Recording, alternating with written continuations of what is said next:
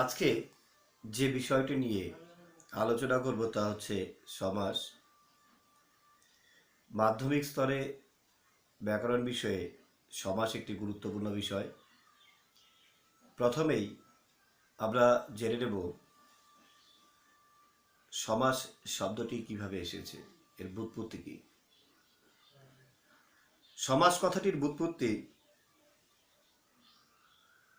সম সম পূর্বক অস ধাতু তার সঙ্গে অপ্রত্যয় যোগ করে সমাস শব্দটি এসেছে। এই সমাস শব্দটির অর্থ সংক্ষেপ। সমাস শব্দটির অর্থ হচ্ছে সংক্ষেপ। অর্থাৎ আমরা কোনো একটি শব্দকে যখন সংক্ষেপে প্রকাশ করি তা অনেক বেশি সুবিধাজনক। বিনা পানিতে যার, এইরকমভাবে বলার চেয়ে বিনা পানি, এই শব্দবন্ধটি অনেক বেশি শ্রুতিগ্রাহ্য এবং সুবিধাজনক। এই শব্দ গঠনের একটি প্রক্রিয়া হচ্ছে সমাস। এবার সমাস কাকে বলে? পরস্পর অর্থ সম্বন্ধযুক্ত দুই বা তার বেশি পদের এক পদে পরিণত করার প্রক্রিয়াটি হচ্ছে সমাস। এক্ষেত্রে একটি লক্ষণীয় বিষয়, দুইয়ের বেশি পদ এখানে অবশ্যই থাকতে হবে এবং তাদের মধ্যে একটা অর্থ সম্বন্ধ থাকাটা বাঞ্ছনীয়। অর্থ সম্বন্ধ ছাড়া কখনোই সমাস গঠিত হতে পারে না। এবার বিনা পানিতে যার যখন বলা হচ্ছে, বিনা এবং পানি, বিনা একটি বাদ্যযন্ত্র এবং পানি হচ্ছে হাত, এই দুইয়ের মধ্যে একটা মেলবন্ধন রয়েছে এবং অর্থের একটা সম্বন্ধ রয়েছে। এবং যখন এক পদে পরিণত করা হচ্ছে তখন সেটা হয়ে যাচ্ছে বিনা পানি। তখন আমরা বুঝতে পারি বাগদেবী সরস্বতীকে এই বিনা পানি নামে আখ্যায়িত করা হয়। তার হাতে বীণা রঞ্জিত থাকে, আমরা জানি সে কথা। এবার সমাস জানার ক্ষেত্রে প্রথমেই সমাস গঠনের ক্ষেত্রে যে বিষয়গুলি আমাদের অবশ্যই নজর রাখতে হবে সেই বিষয়গুলি নিয়ে আমি প্রথমে কথা বলছি। সমাস সমান পদ, যে পদগুলি দিয়ে সমাস গঠিত হয়, যে অর্থ সম্বন্ধযুক্ত পদগুলো দিয়ে সমাস গঠিত হচ্ছে, সেটাই হচ্ছে, সেই পদগুলি হচ্ছে সমাস সমান পদ। মিশ কালো, মিশের ন্যায় কালো, এই যে মিশ আর কালো। বিনা পানিতে যায়, বিনা আর পানি, এরকম এই যে পদগুলো প্রত্যেকটি হচ্ছে সমাস সমান পদ। বিদ্যার নিমিত্ত আলয়, বিদ্যা আর আলয়, এই প্রত্যেকটাই পদই হচ্ছে সমাস সমান পদ। এবার এই সমাস সমান পদগুলোকে আমরা দুটো ভাগে ভাগ করতে পারি, একটা হচ্ছে পূর্বপদ, একটা হচ্ছে পরপদ। যেটা প্রথমে থাকে সেটা হচ্ছে পূর্বপদ, আর যেটা পরে থাকে সেটা হচ্ছে পরপদ। খই দই, খই ও দই, এখানে খইটা পূর্বপদ, দইটা পরপদ। এবার আরেকটা বিষয় জানতে হবে, ব্যাস বাক্য কি। যে বাক্যাংশ বা বাক্যের দ্বারা সমাজটাকে প্রকাশ করা হয় সেটা হচ্ছে ব্যাসবাক্য। হাট বাজার, হাট ও বাজার, এই যে হাট ও বাজার, এই যে বাক্যাংশটি দিয়ে সমাজটিকে প্রকাশ করা হলো, এটা হচ্ছে ব্যাসবাক্য। এটা দ্বন্দ্ব সমাসের উদাহরণ। সমাসের শ্রেণীবিভাগ নিয়ে পরবর্তীতে আমি আলোচনা করছি। এবার আমরা রাজপথ, এটার ব্যাসবাক্য বলে দাঁড়াবে পথের রাজা, অর্থাৎ পিচ রাস্তাগুলোকে রাজপথ বলা হয়। এই পথের রাজা এটা হচ্ছে ব্যাসবাক্য। আরেকটা বিষয় আমাদের জানা দরকার যে সমাসের ক্ষেত্রে আমরা দেখব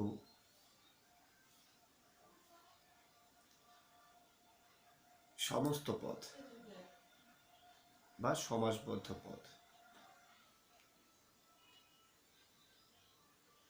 এই সমাসসমান পদগুলো ব্যবহার করে তাদের এক পদে পরিণত করে যে রূপটা দেওয়া হয়, এক পদীকরণের যে রূপটি, সমাসের ফলে যে এক পদে পরিণত রূপটি আমরা পাই, সেটি হচ্ছে সমস্ত পদ। এবার আমরা যদি সমাস আর সন্ধি এই দুটো বিষয় নিয়ে দেখি, সন্ধি আর সমাস কিন্তু এক বিষয় নয়। আমরা মূলত কয়েকটি পার্থক্য দেখতে পারব। সন্ধির ক্ষেত্রে যেটা ঘটে, বর্ণের সঙ্গে বর্ণের মিলন হয় সেখানে, আর এখানে পদের সঙ্গে পদের মিলন, এবং সেই পদেরই মিলন ঘটে যেখানে অর্থ সম্বন্ধ থাকে।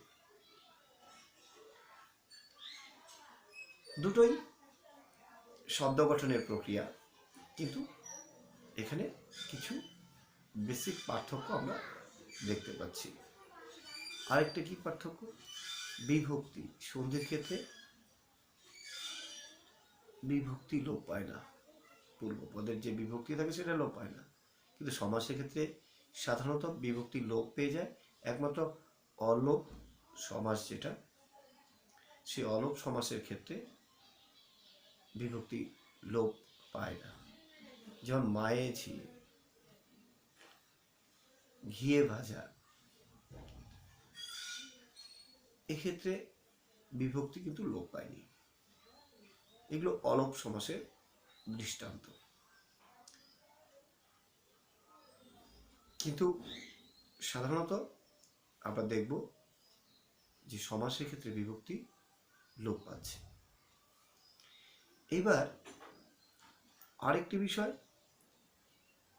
সন্ধির ক্ষেত্রে যেটা হচ্ছে উচ্চারণ ভিত্তিক প্রক্রিয়া, আর সমাসের ক্ষেত্রে আমরা এটা দেখব একটা অর্থভিত্তিক। সন্ধিতে উচ্চারণটাই প্রধান সেখানে।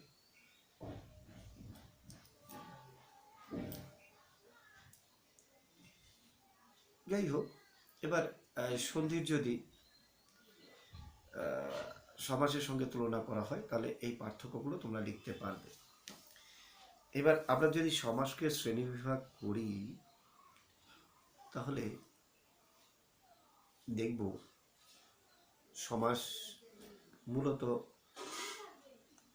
কয়েকটি ভাগে বিভক্ত, যেমন দ্বন্দ্ব সমাস, কর্মধারয় সমাস, তৎপুরুষ সমাস, বহুব্রীহি সমাস, দ্বিগু সমাস, অব্যয়ীভাব সমাস, নিত্য সমাস, অলোপ সমাস, বাক্যাশ্রয়ী সমাস। এগুলো হচ্ছে মূলত এই কয়েকটি। আরও কিছু কিছু সমাস দেখা যায়, তবে এই কয়েকটি হচ্ছে মূলত শ্রেণী বিভাগের মধ্যে পড়ে। দ্বন্দ্ব, কর্মধারয়, তৎপুরুষ, বহুব্রীহি, দ্বিগু, অব্যয়ীভাব, নিত্য সমাস, অলোপ সমাস, আরেকটা হচ্ছে বাক্যাশ্রয়ী সমাস।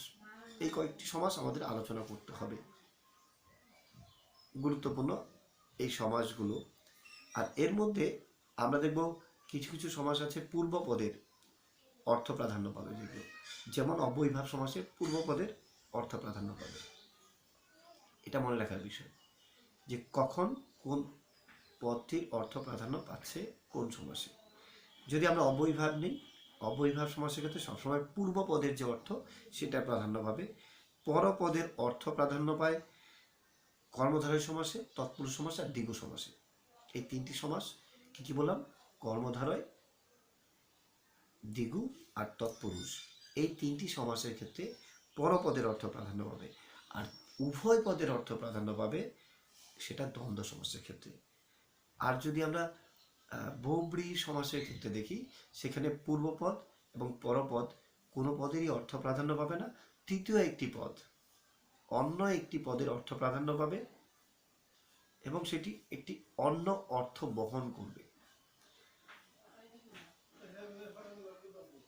এবার আমরা যদি দ্বন্দ্ব সমাস নিয়ে আলোচনা করি, তাহলে প্রথমেই যেটি বিষয়, দ্বন্দ্ব কথার অর্থ কি? দ্বন্দ্ব কথার অর্থ হচ্ছে মিলন। দ্বন্দ্ব মানে বিবাদও আছে, কিন্তু দ্বন্দ্ব মানে মিলন। এখানে আমরা মিলন অর্থেই ব্যবহার করব এবং এই সমাসের ক্ষেত্রে উভয় পদের মধ্যে একটা অর্থ প্রাধান্য লক্ষ্য করব। দুটো পদেরই একই রকম গুরুত্ব এখানে রয়েছে। এখানে কায়ামন, কায়া ও মন। আবার দম্পতি, জায়া ও পতি। আবার যদি দেখি শীতাশীত, শীত ও অশীত, এরকম অনেক চিঠিপত্র, চিঠি ও পত্র। এবার এই দ্বন্দ্ব সমাসকে আমরা বিভিন্ন দিক থেকে ভাগ করতে পারি। সমার্থক দ্বন্দ্ব একটা, অর্থাৎ দুটো অর্থই এক, এই জাতীয় সমাস সেগুলো হচ্ছে সমার্থক দ্বন্দ্ব। যেমন চিঠি পত্র, চিঠি ও পত্র। বেশ বাক্য যখন করছি তখন হচ্ছে চিঠি ও পত্র, এটা দ্বন্দ্ব সমাসের উদাহরণ, এটা সমার্থক দ্বন্দ্ব। জনমানব, জন ও মানব, জন মানব দুটো একই অর্থ। আবার যদি বলি মামলা মোকদ্দমা, মামলা ও মোকদ্দমা একই রকম ভাবে এরকম অনেক দৃষ্টান্ত আমরা পাবো। লাজ শরম, লাজ লজ্জা, এরকম অনেক অনেক দৃষ্টান্ত। সাধন ভজন, সাধন ও ভজন, এগুলো সব সমার্থক দ্বন্দ্ব। অর্থাৎ যখন একই রকম অর্থ দুটোর, তখন আমরা এরকম দ্বন্দ্ব সমাস করছি। এবং দ্বন্দ্ব সমাসের ক্ষেত্রে যেটা লক্ষণীয় বিষয়, তোমরা হয়তো এতক্ষণে বুঝে গেছো, আমরা সংযোজক হিসাবে ও মাঝখানে ব্যবহার করছি। আরেকটি বিষয় হচ্ছে প্রায় সমার্থক, যে ঠিক সমার্থক নয়, প্রায় সমার্থক। সেই প্রায় সমার্থকটা কীরকম? যে ব্যবসা বাণিজ্য, যে ব্যবসা এবং বাণিজ্য দুটো শব্দ প্রায় সমার্থক, কিন্তু কিছুটা পার্থক্য রয়েছে। হাটে বাজারেও ব্যবসা হয়, আর বাণিজ্য আমরা মূলত বুঝি যে সমুদ্রপথে একটা বাণিজ্য, স্থলপথেও বহির বিশ্বের সঙ্গে বা একটা রাজ্যের সঙ্গে আরেকটা রাজ্যের বাণিজ্যিক লেনদেন, এই অর্থে আমরা মূলত বাণিজ্য শব্দটাকে ব্যবহার করি। কিন্তু সেখানেও লেনদেনের ব্যাপার, ব্যবসার ক্ষেত্রেও লেনদেনের ব্যাপার। তো প্রায় দুটো সমার্থক শব্দ, ব্যবসা বাণিজ্য, ব্যবসা বাণিজ্য, এটাও দ্বন্দ্ব সমাসের একটি উদাহরণ। প্রায় সমার্থক দ্বন্দ্ব বলা হয়, কারণ এদের অর্থটা প্রায় সমার্থক বলেই এই সমাস, এই দ্বন্দ্ব সমাসগুলোকে বলা হয় প্রায় সমার্থক দ্বন্দ্ব। আরেকটা হচ্ছে যেমন মনে করো মশা মাছি, দুটোই মানে প্রায় আমরা ব্যবহার করি, যে মশা মাছির উপদ্রব, সমার্থক অর্থেই প্রায় আমরা অনায়াসে এই কথাটাকে এনে দিই, যে ব্যবহার করি। কিন্তু দুটো বিষয় প্রায় আলাদা। মশা একরকম, মাছি একরকম প্রাণী, দুটোর মধ্যে কিন্তু তবু প্রায় সমার্থক হিসেবে আমরা এটাকে ব্যবহার করি। যখন কথায় কথায় আমরা ব্যবহার করি এই উপদ্রবটাকে, তখন মশা মাছির উপদ্রব ভীষণ, এই রকমভাবেই আমরা কথাগুলোকে ব্যবহার করছি। আর আরেকটা পাশাপাশি টাকা পয়সা, টাকা বলতে আমরা বুঝি কাগজের মুদ্রা, আর পয়সা বলতে কয়েন, এসব কিন্তু দুটোই লেনদেনের ক্ষেত্রে ব্যবহৃত হয়। তো এগুলো প্রায় সমার্থক, টাকা পয়সা। এরকমভাবে নদ নদী, পুংলিঙ্গ স্ত্রীলিঙ্গ, নদ পুংলিঙ্গে ব্যবহার হয়, নদী স্ত্রীলিঙ্গে, কিন্তু নদ নদী একই রকম বিষয়, প্রায় একই, খালি এই লিঙ্গ ভিত্তিক নামকরণের একটা ব্যাপার। তো এইরকমভাবে প্রায় সমার্থক দ্বন্দ্ব আমরা দেখি। আর বিপরীতার্থক দ্বন্দ্ব সমাস একটা রয়েছে, সেটা হচ্ছে সাদা কালো, আলো অন্ধকার, অহনিশি, হ্যাঁ, চেনা অচেনা, জানা অজানা। এদের ক্ষেত্রে মাঝখানে আমরা ও এনে জানা ও অজানা, অহ ও নিশি, এরকমভাবে দিন ও রাত্রি, দিন রাত্রি, এইভাবে ব্যাস বাক্যগুলো করতে পারছি, মাঝখানে ও এনে। এইগুলো বিপরীত, দেখবে দিন আর রাত্রি দুটোই আলাদা জিনিস, উত্তর দক্ষিণ দুটো দুই মেরুর বিষয়। এরকমভাবে জায়া ও পতি, দম্পতি যেটা আমরা বলি, এখানে বিপরীত অর্থ। জায়া স্ত্রী আর পতি হচ্ছে স্বামী, জায়া ও পতি, দম্পতি। এইভাবে এই সমাসগুলো হচ্ছে বিপরীতার্থক দ্বন্দ্ব সমাস। আর ভিন্নার্থক দ্বন্দ্ব সমাস, গাড়ি বাড়ি, গাড়িটা একরকম, বাড়িটা একরকম, দুটো আলাদা জিনিস, ভিন্ন অর্থ, এবং দুটোর মধ্যেই আলাদা আলাদা অর্থ। গাড়ি বাড়ি করেছিস,